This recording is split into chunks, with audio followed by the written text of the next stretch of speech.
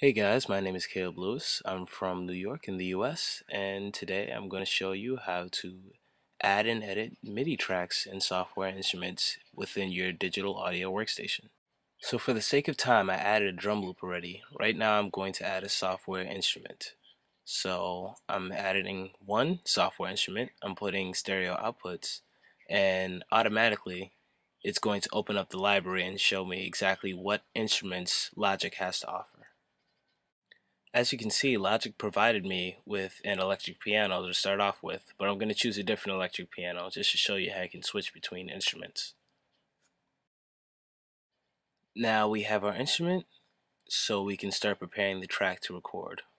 I'm going to add a metronome, and actually, we're going to visit the metronome settings just to make sure we have the metronome on for the recording and to make sure the count off is exactly the way we want it to be. Alright, so the software click instrument is on, or the metronome is on, and it's going to click while we're recording. So now we're going to go to the recording settings and make sure that the count in is the way we want it to be. You can make changes to the amount of bars that the count in comes in from, but we're going to keep it at 1 bar. So now we're going to try recording.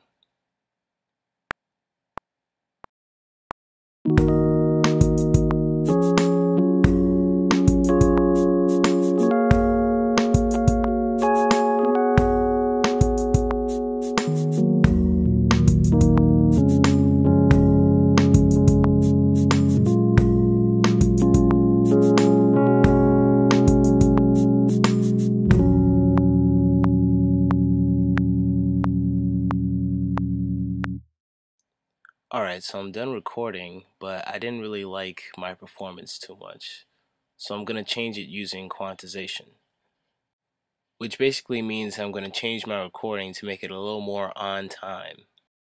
One way to change this for the whole recording is to go to the sidebar for the actual recording that you made and change the quantization from there, which will change all of the notes.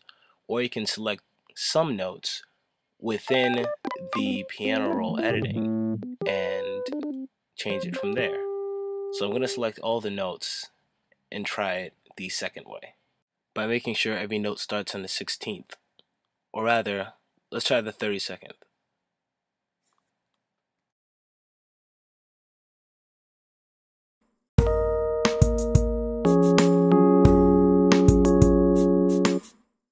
Let me just take out this note I don't want by selecting it and hitting delete to clean it up a little bit.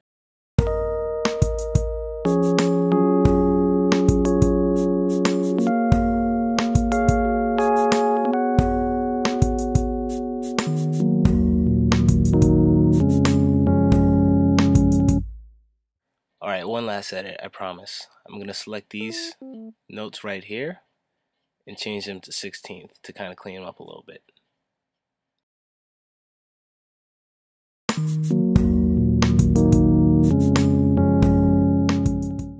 There are quite a few other edits you can make to your MIDI track, but for the most part, these are the things that you can do to make sure your performance is cleaned up without having to do it all over again.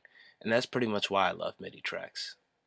So once again, I'm Caleb Lewis from New York in the US, and this is how you prepare, record, and edit software instruments with MIDI notes.